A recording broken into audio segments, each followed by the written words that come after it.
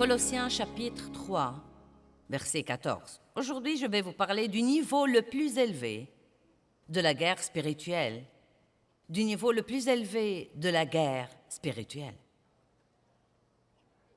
Hier soir, nous avons parlé de nous revêtir de nos vêtements spirituels, nous revêtir de choses comme la paix et revêtir de la miséricorde et nous revêtir d'un comportement qui représenterait Dieu. Mais dans le verset 14, il dit « Et par-dessus toutes ces choses, dites par-dessus toutes ces choses, revêtez-vous de l'amour. » J'aime ça. Par-dessus toutes ces choses, revêtez-vous de l'amour. Donc l'amour est la chose la plus importante. Et laissez-moi vous dire quelque chose. L'amour est le niveau le plus élevé de la guerre spirituelle. Nous recevons l'amour de Dieu pour nous. Nous apprenons à avoir une bonne relation avec nous-mêmes. Vous ne pouvez pas aimer les autres si vous ne vous aimez pas. Amen? Qui a découvert ça? Si vous n'avez pas une bonne relation avec vous-même, vous n'aurez pas une bonne relation avec les autres. Une grande partie de la colère des gens vient de ce qu'ils pensent d'eux-mêmes au tréfonds de leurs âmes. Ce sont donc des problèmes qui doivent être réglés avant de pouvoir aimer les autres personnes. Quand j'ai d'abord commencé à beaucoup écouter la parole, j'écoutais beaucoup au sujet d'aimer les autres et je voulais faire ça. Et j'ai fait de gros efforts et je n'ai pas pu. Et finalement, j'ai appris que c'était parce que je ne m'aimais pas. Je n'avais pas encore reçu l'amour de Dieu pour moi. J'étais toujours blessée dans mon âme. Donc, j'avais du mal à traiter les autres comme il faut. Mais quand nous apprenons vraiment ce qu'est l'amour, à recevoir l'amour de Dieu, à avoir une relation équilibrée et bonne et cordiale avec nous-mêmes, il n'y a pas de mal à s'aimer soi-même. Vous ne devez pas vous aimer d'une façon égoïste, égocentrique, où vous vous adorez tout le temps, mais vous devez vraiment vous aimer. Pourquoi ne pas aimer ce que Dieu aime? Si Dieu vous aime, vous devez vous aimer. Et ensuite, la chose la plus importante que nous pouvons faire pour le monde, le moyen le plus important de diffuser l'Évangile, d'être des missionnaires dans notre domaine de la vie, c'est d'aller dans le monde et d'apprendre à vraiment, vraiment, vraiment aimer les gens. L'amour vous rend si heureux que vous ne savez pas quoi faire de vous-même. Non seulement être aimé, mais donner l'amour aux autres. Jésus a dit « Tu aimeras le Seigneur ton Dieu de tout ton cœur, âme, pensée et force. Tu aimeras ton prochain comme toi-même. » Dans Jean, il dit « Je vous donne un commandement nouveau. Aimez-vous les uns les autres comme je vous ai aimés. À ceux-ci, tous connaîtront que vous êtes mes disciples. » J'aime vraiment voir et recevoir ces versets. Il n'a pas dit « Ayez un autocollant, mettez-le sur votre voiture. » Veillez à porter une grande croix autour du cou. Prenez votre Bible et vos écouteurs pour marcher. Séparez-vous de tous les autres et veillez à être extrêmement religieux et à ce moment-là, ils vous connaîtront. Il a dit non, à ceux-ci, tous connaîtront que vous êtes mes disciples si vous continuez à montrer de l'amour les uns aux autres, dit la Bible amplifiée. Ça ne suffit donc pas de l'avoir, nous devons le montrer. Et rappelez-vous, hier nous avons établi que le mot « se revêtir » veut dire le faire intentionnellement. Et cela veut dire le faire exprès. Peut-être que vous direz « Eh bien, tu sais, Non, mais je peux aimer certaines personnes, mais il y a des personnes que je ne peux pas aimer. Non, mais il y a des personnes qui... Ils ne méritent pas mon amour. » Eh bien, y a-t-il quelqu'un ici qui mérite l'amour de Dieu? Je ne crois pas. Vous savez, nous n'aimons pas quelqu'un parce qu'il le mérite. L'amour doit être un don gratuit. Comprenez ça aujourd'hui. Vous n'aimez pas quelqu'un parce qu'il le mérite. Vous n'aimez pas quelqu'un parce qu'il vous aime. Vous n'aimez pas quelqu'un parce que vous en avez envie. Vous l'aimez parce que c'est ce que vous êtes. Vous marchez, vous parlez, vous débordez d'amour. Dieu est amour et il est en vous. Amen. Laissez-moi vous raconter une petite histoire. Un petit garçon est venu à sa mère dans la cuisine pendant qu'elle préparait le dîner et il lui a présenté une facture qu'il avait rédigé où il lui facturait toutes les tâches ménagères qu'il avait faites cette semaine. Il a dit, pour avoir tondu la pelouse, tu me dois 5 $. Pour avoir nettoyé ma chambre, tu me dois 1 $. 50 sous pour être allé au magasin pour toi. 25 sous pour avoir gardé mon petit frère. 1 $ pour avoir sorti les poubelles. 5 $ pour avoir eu un bon bulletin scolaire. 2 $ pour avoir ratissé les feuilles mortes. Le total que tu me dois cette semaine s'élève à 14,75 $. Sa mère l'a regardé debout là et elle a commencé à écrire sur le verso du papier.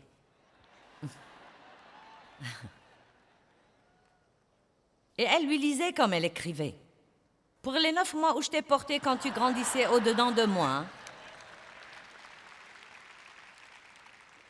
c'est gratuit. Pour toutes les nuits où je t'ai veillé, je t'ai soigné et j'ai prié pour toi, c'est gratuit. Pour tous les moments difficiles et toutes les larmes que tu m'as fait verser au cours des années, c'est gratuit. Pour toutes les nuits remplies d'effroi et pour tous les soucis qui s'annonçaient, c'est gratuit. Pour les jouets, le manger, les vêtements et oui, même te moucher, c'est gratuit. Fils, quand tu additionnes tout ça, le coût de mon amour est gratuit. Quand le garçon a fini de lire ce que sa mère avait écrit, il avait les larmes aux yeux. Il a repris le papier et il a écrit en travers de sa facture intégralement payée.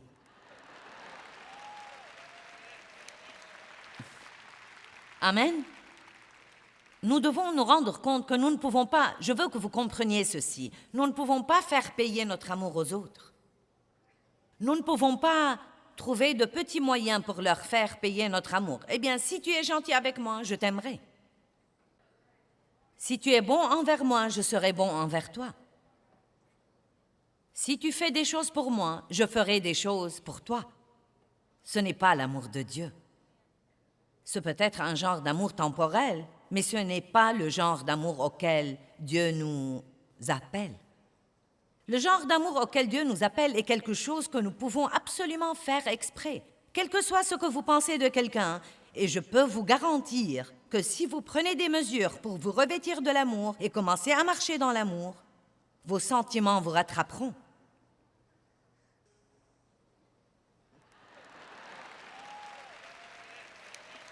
Certains sont sur le point de divorcer et si vous rentrez chez vous et que vous commencez exprès à montrer l'amour à cette personne sans rien ressentir envers elle,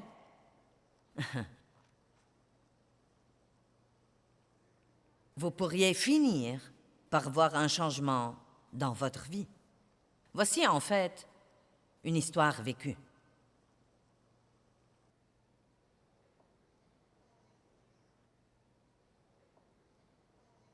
Un ministre parle d'une femme qui a quitté son bureau pleine de haine envers son mari.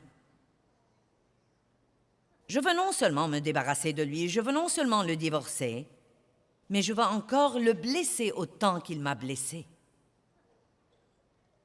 Le ministre a suggéré un plan ingénieux. Rentre à la maison et fais comme si tu aimais vraiment ton mari. Dis-lui qu'il compte beaucoup pour toi. Loue-le pour tous ses bons traits. Donne-toi beaucoup de mal pour être aussi gentille, prévenante et généreuse que possible. N'épargne aucun effort pour lui plaire. Aime-le, fais-lui croire que tu l'aimes et quand tu le convaincs de ton amour éternel et que tu ne peux pas vivre sans lui, à ce moment-là, lâche la bombe et dis-lui que tu demandes le divorce. Cela le blessera vraiment. Et bon sang, sera-t-il surpris? Et elle a fait ça avec enthousiasme. Elle a joué à ce jeu pendant 2 mois. Elle a joué ce rôle, elle s'est comportée comme si elle l'aimait, et elle pensait pendant tout ce temps-là combien elle pouvait le blesser à la fin. Elle a continué à faire ça. Elle n'a jamais rappelé le ministre. 2 mois plus tard, il l'a appelée et lui a dit « Es-tu prête pour demander le divorce ?» Elle a dit « Divorce? Jamais! J'ai finalement découvert que je l'aime vraiment. » Allez, vous pouvez applaudir un peu plus fort que ça.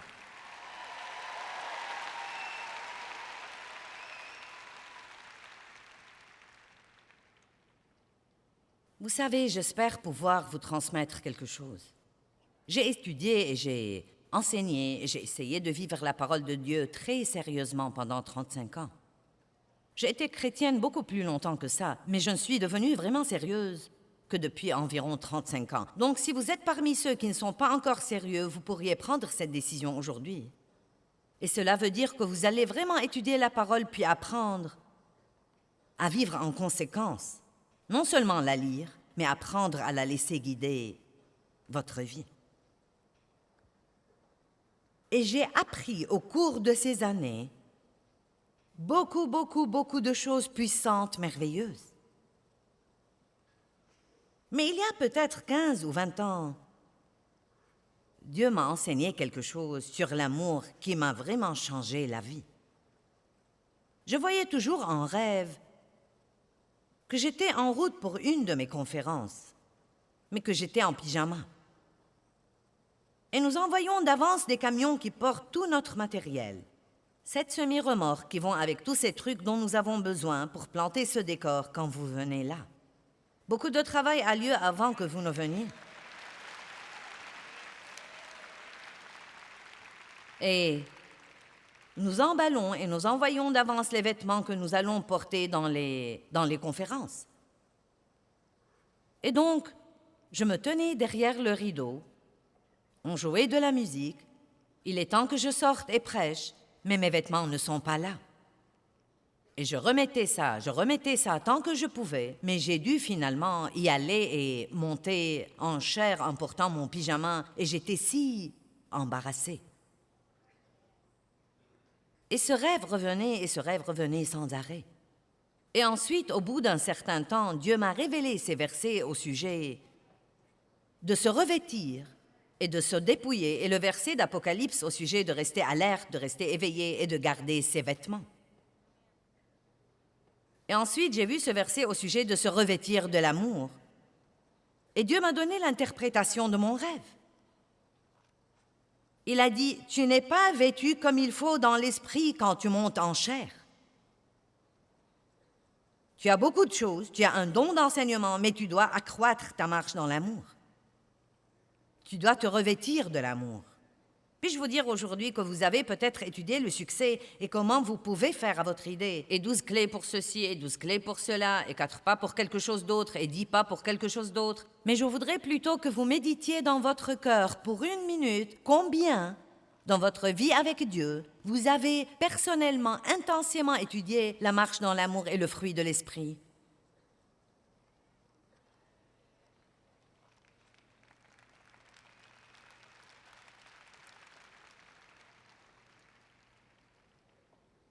Est-ce que vous savez même qu'est-ce que l'amour? Eh bien, 1 Corinthiens 13 dit que l'amour est patient. Nous pouvons voir l'amour. L'amour est patient. Il est bon, il est humble, il n'est pas jaloux, il n'est pas envieux, il n'est pas impoli, il n'est pas grossier, il n'est pas égoïste et égocentrique, il ne cherche pas son intérêt ou son bon plaisir. L'amour ne soupçonne point le mal, il ne renonce jamais, il n'abandonne jamais. Donc on peut voir l'amour et on peut le ressentir. Et nous devons l'étudier. Non seulement nous étreindre de temps à autre à l'église et dire « Je t'aime de l'amour du Seigneur », nous devons étudier l'amour. Nous devons savoir ce que c'est, parce que c'est la chose la plus importante pour Dieu, et il n'y a pas moyen de vaincre le diable si nous n'avons pas une bonne, saine, forte, vibrante et intense marche dans l'amour.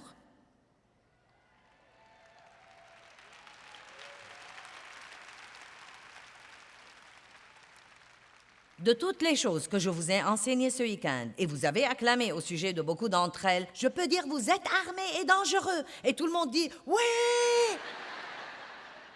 Vous êtes un super-héros dans l'esprit. Oui! Donc, je vous dis aujourd'hui, vous devez accroître votre marche dans l'amour et cela doit être la chose la plus importante pour vous, d'apprendre à aimer comme Dieu.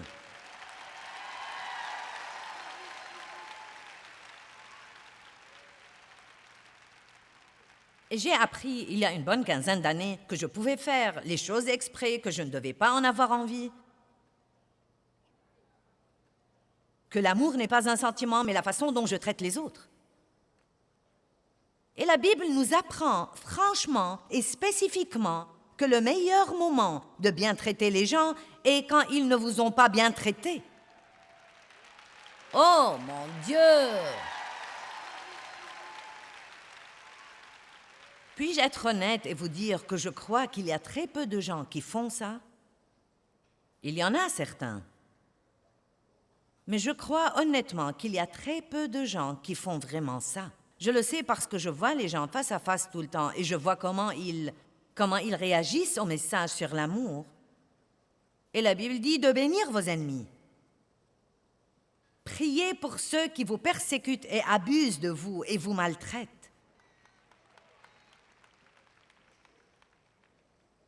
Vous voyez, ça n'a aucun sens pour nous. Mais avez-vous remarqué que beaucoup de choses dans l'économie de Dieu n'ont aucun sens? Les premiers seront derniers et les derniers seront premiers. Si vous voulez plus, donnez un peu de ce que vous avez. Et ainsi de suite. Si vous voulez être grand dans le royaume, vous devez être le serviteur de tous. Le moyen d'être puissant dans le royaume de Dieu est pratiquement l'opposé du moyen d'être puissant dans le monde.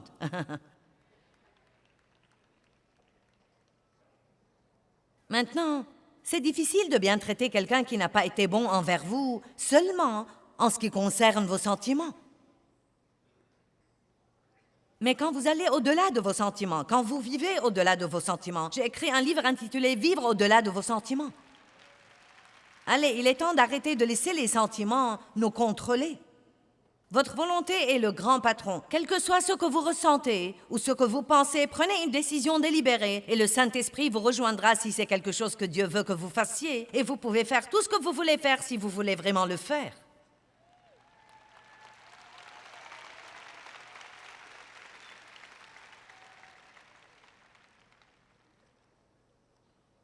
Apprenez à aimer les gens exprès. 2 petites histoires.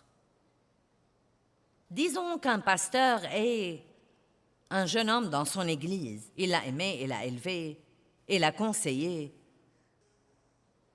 il l'a promu au poste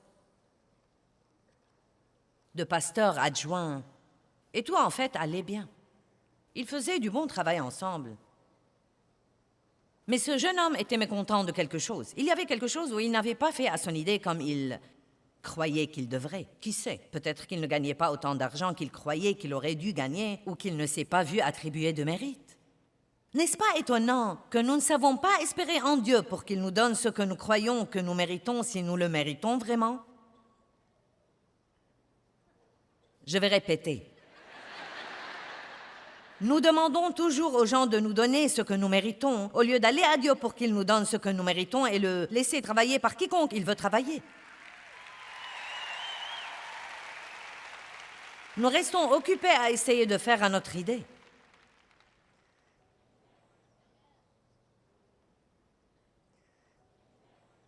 Et donc, disons que ce jeune homme était mécontent, et donc il a commencé à provoquer des dissensions dans l'Église. Et écoutez, c'est une histoire inventée, mais elle arrive dans les églises tout le temps. Donc, il a parlé aux membres de la congrégation avec qui il était ami, et je crois que je vais fonder une église, je crois, vous savez, qu'en pensez-vous? Est-ce que vous viendrez avec moi si je fonde une autre église? Et peu de temps après, environ, vous savez, peut-être 30% de la congrégation sont allés avec lui. Donc, il s'est éloigné de 2 ou 3 kilomètres et il a démarré une autre église. Et c'était dévastateur pour le pasteur. Dévastateur. Le jeune homme n'a jamais considéré que peut-être Dieu ne voulait pas encore qu'il ait ceci. Peut-être qu'il n'a jamais considéré que quelle que soit la chose dont il voulait s'attribuer le mérite, que Dieu voulait qu'il la fasse avec un cœur plus pur et que Dieu ne l'a pas laissé avoir le mérite exprès parce qu'il le testait. Nous voulons toujours être applaudis et remarqués pour tout ce que nous faisons, mais Dieu très souvent cache aux autres ce que nous avons fait parce qu'ils nous testent pour voir si nous avons un cœur pur. J'ai fait ça et personne ne m'a remercié. Est-ce que vous l'avez fait pour être remercié ou est-ce que vous l'avez fait pour Dieu?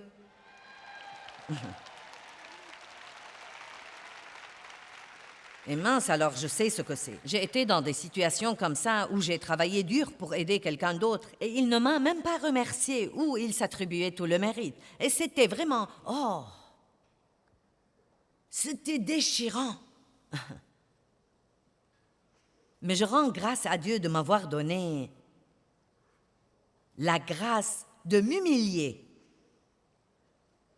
Vous savez, l'humilité, c'est ça. Cela veut dire rester en bas.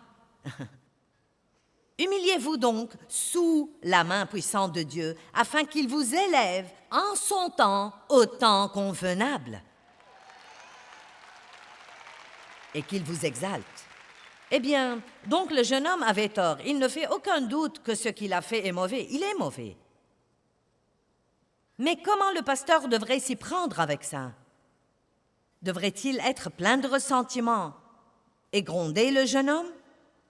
Devrait-il monter en chair et dire aux gens que ce type est mauvais et que les gens devraient s'éloigner de lui?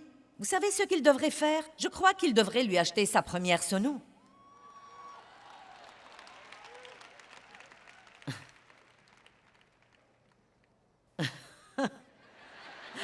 J'ai vu quelques-uns disant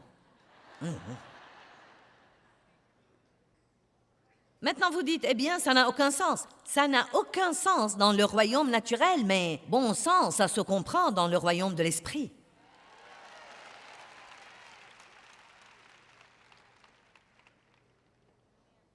Et voilà pourquoi Romains 12, 21, mettons-le sur l'écran pour que vous le voyez.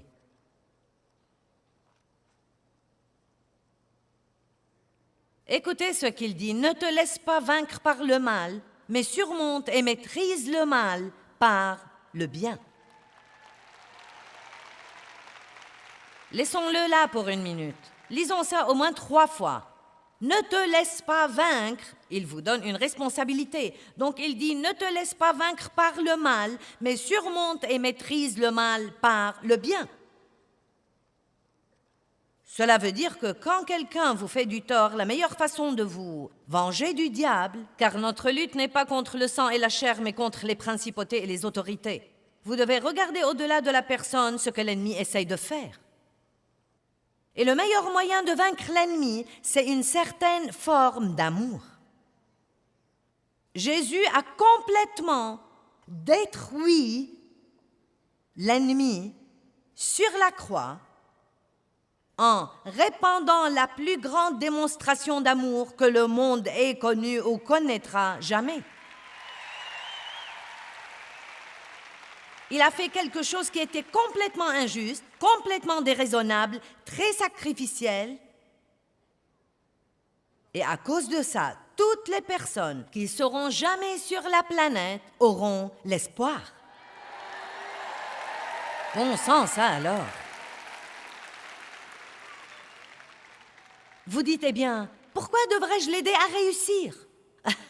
Voilà la chose que vous ne comprenez pas. Il ne réussira pas. Ne vous inquiétez pas pour son succès. Il ne réussira pas. Parce qu'on ne peut pas réussir quand on fait des choses comme ça. Mais si vous laissez son mauvais comportement vous rendre amer, maintenant vous abîmez votre propre succès. Maintenant, vous allez échouer autant que lui. Mais si vous faites ce que Dieu vous demande de faire, indépendamment de ce que vous ressentez,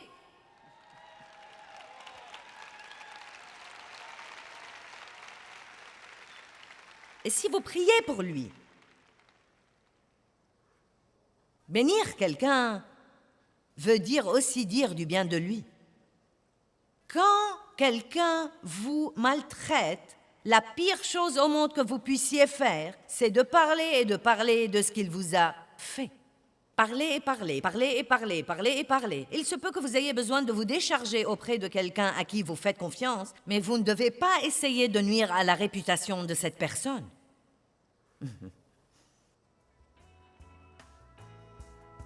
Laissez Dieu être Dieu.